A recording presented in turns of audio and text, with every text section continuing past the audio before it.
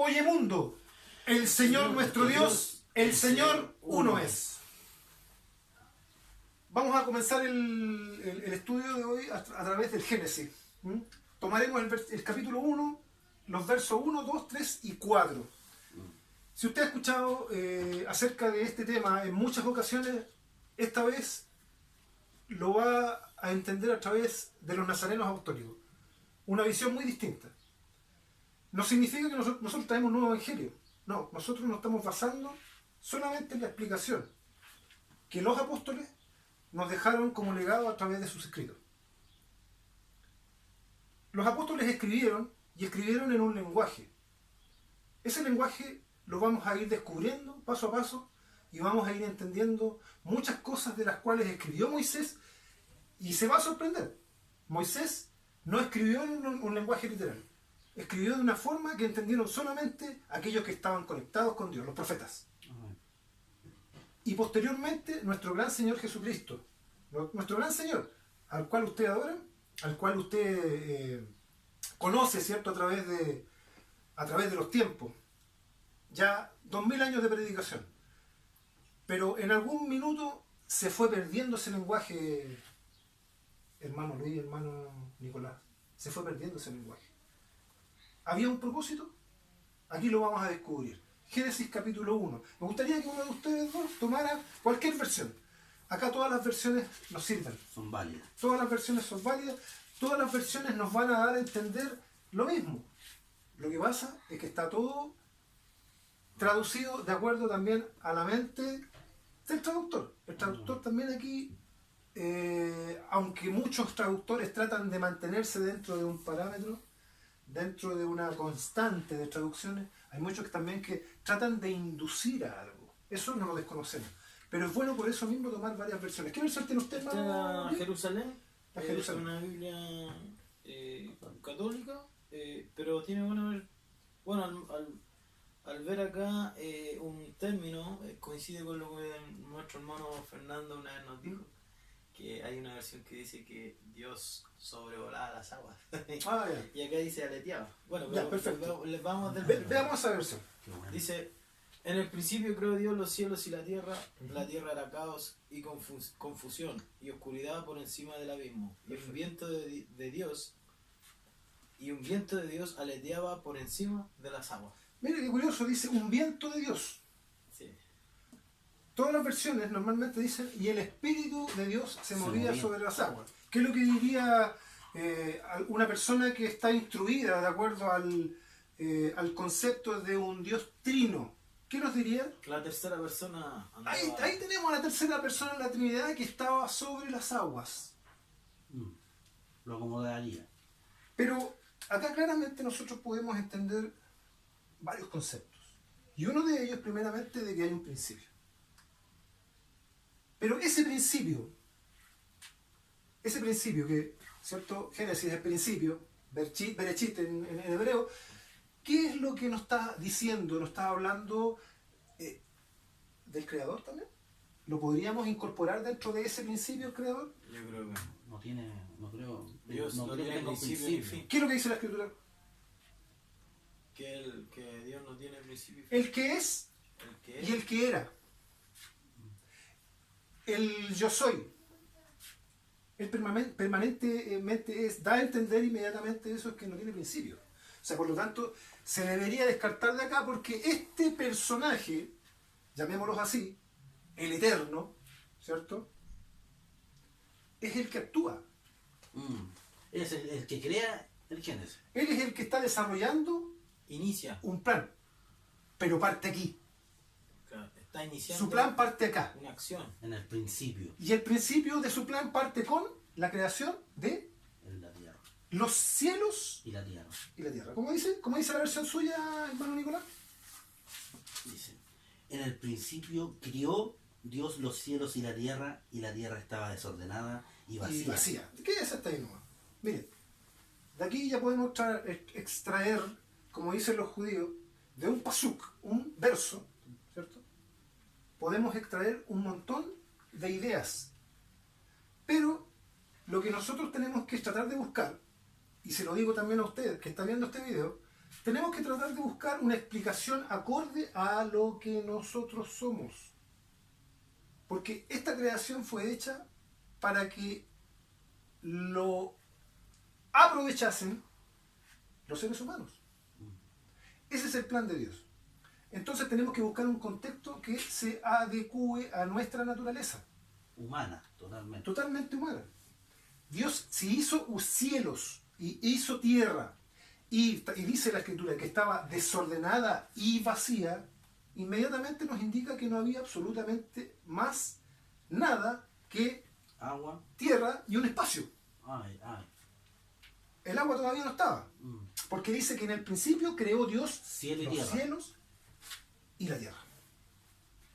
¿Se entiende hasta ahí, cierto? Ah. Luego, ¿qué es lo que incorporamos? Según la lectura.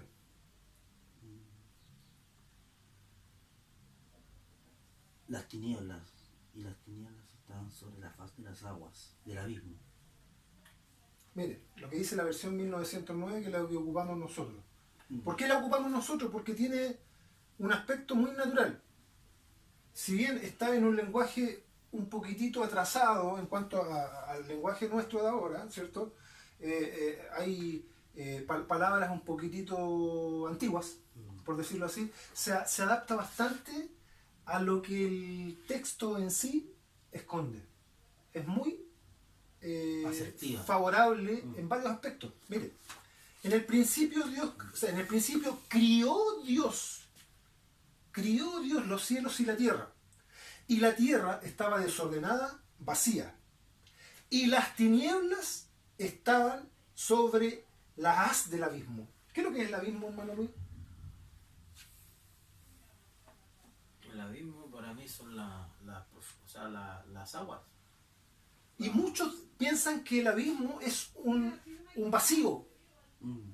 Pero no, cuando habla de abismo, acá nosotros vamos a ver incorporada, y por lo que sigue del pasuk, ya vamos a incorporar esa palabra. Pasuk es en hebreo verso. Verso. Y después les voy a explicar por qué. ¿Cierto? Y sobre la haz del abismo, el Espíritu de Dios se movía sobre la haz de las aguas. Nuevamente, porque esto en prosa, Qué bueno. en prosa, es como cuando usted habla de lo mismo, pero ocupando otra palabra. Ya, correcto. ¿Se fija? Aquí da lo que significa. Exactamente, Da significado. tiene, a ver, es como que si yo estoy hablando, por ejemplo, del cielo, ¿cierto? Y ocupase un sinónimo de él para expresar lo que yo quiero hablar, En el siguiente. ¿cierto? El cielo y la atmósfera. Me estoy refiriendo al cielo que está dentro de ese espacio. ¿Se fija? Acá cuando está hablando del abismo se está refiriendo a las muchas aguas que rodeaban esa tierra vacía. ¿Se fija? Y sobre toda esa cantidad de agua, acá lo vamos a graficar con el globo terráqueo, ¿cierto? Estamos hablando de la Tierra. Sobre todo esto había agua. Sin descubrirse lo seco. No había todavía tierra descubierta, es decir, estaba los cielos, estaba la tierra, estaban las aguas, y sobre las aguas, ¿qué es lo que se movía, hermano? El espíritu. El Espíritu de Dios. ¿Qué podría ser esto del Espíritu de Dios si nosotros entendemos que en el griego espíritu es neuma, Viento, aire. que corresponde a viento? De ahí viene la palabra neumático, Sí, también. ¿cierto? Neumático, ¿por qué? Porque contiene aire. Ah, qué bueno. Sí. Neuma es viento, aire, pero acá en este caso, si estamos hablando de que Dios está creando los cielos y la tierra para albergar vida, El contexto, claro. ¿qué es lo que nos estaría indicando el contexto? Que se movía Oxígeno. oxígeno, exactamente. Eso es. Porque nosotros tenemos que buscar un razonamiento que se adecue, como habíamos dicho al principio, a nuestra naturaleza. Y el ser humano o el ser vivo en general necesita un espacio, Aliento de vida. oxígeno, agua y tierra. Son los elementos básicos. Necesarios para la vida. Básicos. Pero hay algo más, hay un elemento más necesario. Nosotros entendemos que nuestro creador, ¿cierto? El que es antes del principio, porque no tiene principio, es ordenado para crear. Dice la Escritura que Dios lo hizo todo a su tiempo. Lo hizo hermoso, pero todo a su tiempo. Es decir, Él planificó. Todo tenía un tiempo, todo tenía un proceso de creación. ¿Qué es lo que usted cree que es lo más importante que está faltando acá? Siendo importante el oxígeno, como habíamos dicho, siendo importante la tierra, el agua, ¿cierto? Y el espacio en donde se genera todo un ecosistema. ¿Qué es lo que está faltando? Lo que es necesario en la fotosíntesis. La luz. Para desarrollar la vida, todos los científicos dicen que es fundamental La luz. la luz. Mire, y es la primera vez que se entiende aquí el logos. Aquí aparece el logos. Mire, curiosamente con esto dice, y dijo Dios. O sea, recién Dios vino a omitir, emitir palabra o logos e indicó una acción de aparecer de A través de su palabra. su verbo, su palabra. Y dijo Dios, sea la luz. Y fue la luz. Y vio Dios que la luz era buena. Y ahí apartó Dios la luz de las tinieblas. El concepto de luz tenemos incorporado, ¿cierto? Lo cual Dios considera que es bueno. Y el concepto de tiniebla, lo cual es contrario a la luz. Para que desaparezca la tiniebla, tiene que haber luz. Obvio. Y la tiniebla es falta de luz. Falta de luz. Exactamente. Si yo entro a una pieza oscura, Lo decía. es que ¿sabe lo que pasa? Que si usted se da cuenta, nosotros le estamos demostrando a la ciencia, a los científicos que han gastado años en poder entender la naturaleza, Dios ya se lo había escrito a través de un hombre llamado Moisés, el cual le había dicho en un lenguaje especial cómo Dios creó todo. Todo. Nosotros sabemos lo que es todo, ¿cierto? Todo implica lo que usted observa con sus ojos. Todo lo que usted ve. Todo lo que maravilla a los hombres, a los científicos en general, al paleontólogo en lo que él halló, al arqueólogo en lo que encontró, al que le gustan los animales, ¿cierto? Los animales. Al que estudia al ser humano, los seres humanos. Dios todo lo puso en un escrito a través de un hombre llamado Moisés. Principio. No incorpora al creador. Es la acción De creer. de crear, de ese ser que no tiene principio. Cielos, tierra, agua, oxígeno, luz, la cual elimina las tinieblas. Y usted se va a encontrar con la palabra tinieblas en todas partes. Y en el sentido espiritual, tinieblas viene a ser algo que no permite ver lo que alrededor de nosotros hay. El ejemplo que le iba a dar antes. Usted entra a una pieza totalmente oscura. Usted no tiene la menor idea si a su alrededor hay una cama, hay un velador, hay una mesa, o hay un refrigerador, o hay un televisor.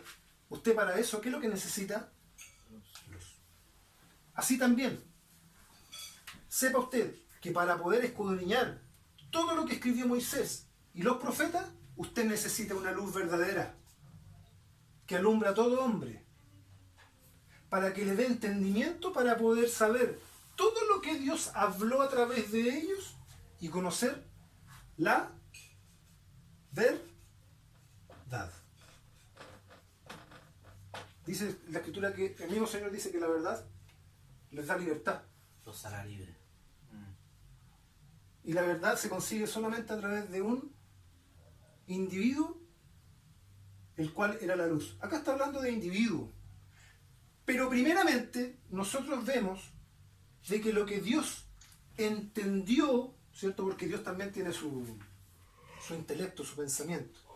Aquí estamos hablando de una capacidad de razonar que es superior a la nuestra. Dios entendió dentro de su razonamiento de que debía existir algo muy importante, hermano Luis. ¿Sabe lo que es? Las leyes. Para poder regir toda su creación, Dios hizo leyes. Pero no solamente leyes como las que conocemos. Tenemos la Torá.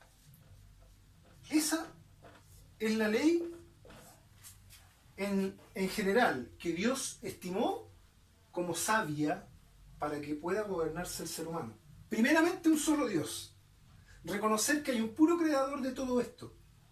Eso es lo primordial, lo principal. Como conversábamos ayer, esto tienes que memorizarlo siempre, al acostarte, al levantarte, durante el día, conversando, hablando con tus hijos. Solo un Dios. Por eso nosotros empezamos así. Oye mundo, el Señor nuestro Dios, el Señor uno es. Está la Torá, pero también están las leyes físicas. Claro. Está la ley de gravedad, y así fueron descubriendo la ley de fuerzas, ¿cierto? La ley de termodinámica. Exactamente. Todas esas leyes fueron creadas por un Dios, capaz de poder ordenar las cosas. Por un único. Un Dios único. Eso es Ejad. Shema Yisrael, Adonai Eloheinu, Adonai, Ejad. Ejad. Esto es uno. Perdón. ¿Sabe usted que en el judaísmo ni siquiera se dice uno, se dice un? ¿Sí? Un, no uno. Y si usted se da cuenta, lea usted mismo ahí en el Génesis, cuando finaliza, ¿cierto?, la primera etapa de la creación, dice... Sí, por favor, si puede cambiarlo. Donde dice... el primer... Y fue esto un... Y la oscuridad llamó noche y atardeció y amaneció. Perfecto. Día primero. El día... Primero. El día primero, pero miren, en otras versiones, La Reina Valera dice un día. llamó Dios a la luz día y a las tinieblas llamó noche. Y fue la tarde y la mañana un día. Un día. Ahí dice, ejá. Qué bueno. Se fija, a diferencia de lo otro donde dice, y fue el día segundo. Solamente en la primera etapa de la creación se menciona el ejá. Fue un día. Día. ¿Se fija? Nosotros ya entendiendo de que la luz no solamente participa en cuanto a la iluminación que nosotros conocemos, ¿cierto? Al prender una antorcha, al prender una lámpara, al prender la luz de nuestro dormitorio, ¿se fija? Entendemos también que hay un concepto de luz, de conocimiento, un concepto de luz, de capacidad mental de razonar, de pensar. Esto lo podemos ver, hermano Nicolás, por ejemplo, en los animales. ¿De qué hermano? Tómese. Podemos ver Vea si escribo. nosotros esto, por ejemplo, en los animales. Bueno, se echó a perder el plumón, Voy a después buscarlo. escribir. Sí, pero es que para que dejemos primero esto, Ah, ya. estos saldados. Tenemos el concepto de un, Ya. un, ¿cierto? Esto es ejat, está introducido dentro del primer mandamiento. ¿Se fija? Pero nosotros vemos de que el concepto de luz es más amplio aún, y no solamente habla de claridad de día o de claridad de la que nos da el sol, porque acá todavía el sol no está creado. Entonces hay esa otra luz, la que está... Acá hay un trasfondo obvio. que está hablando de... Escondido. Exactamente. Acá nos esconde algo que nos está hablando de entendimiento, de capacidad de poder comprender, de comprensión, está hablando de mente. ¿Se fija? ¿En quién estaría pensando, cree usted, el que está escuchando este video o alguno de ustedes? ¿En quién usted cree que está pensando en ese minuto? En Jesús. La luz. Yo soy la luz del mundo. Yo soy la luz del mundo. Y dice la Escritura que en esa luz estaba la vida. ¿Por qué? Porque la vida era la luz de los hombres. Sin luz no hay vida, hermano. Así como en lo terrenal, también en lo celestial. Es necesario que exista este primogénito, porque de lo contrario no hay luz espiritual. Para poder conocer las cosas de Dios, primero hay que acudir a esta luz. La Torá, donde están todos los mandamientos, dice Pablo, fue escrita con la finalidad de llevarnos a esta luz, al conocimiento.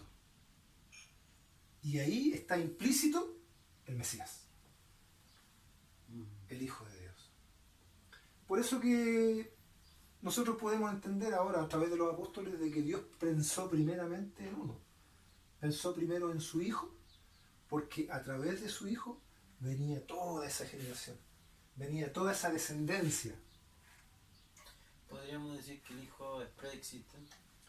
Mire, en ese sentido, nosotros al lograr entender la mente de Dios, porque el mismo Señor Jesucristo dijo, he venido a dar a conocer tu nombre. Es importante que te conozcan a ti, el Ejat. El único Dios verdadero. El Ejat. Dios verdadero. ¿Por qué? Porque ahí está también la vida eterna. En esa luz, en ese conocimiento. Él dio a conocer al Dios verdadero, no al que muchos trataron de conocer, no al que muchos trataron de descifrar. Y estamos hablando hasta el día de hoy como científicos que tratan de entender a Dios. Él dio a conocer al Dios verdadero. Esta es la vida eterna, que te conozcan a ti. Consiste en eso, en conocer a Dios. Y en esa luz estaba implícito ese creador. Vamos a pasar a la segunda etapa de este estudio y vamos a abordar el concepto de profeta como Moisés. Así como él mismo dijo, él mismo proclamó, él mismo declaró, profeta como yo os levantará el Señor. A él oirán todo lo que él diga. Era un mandamiento.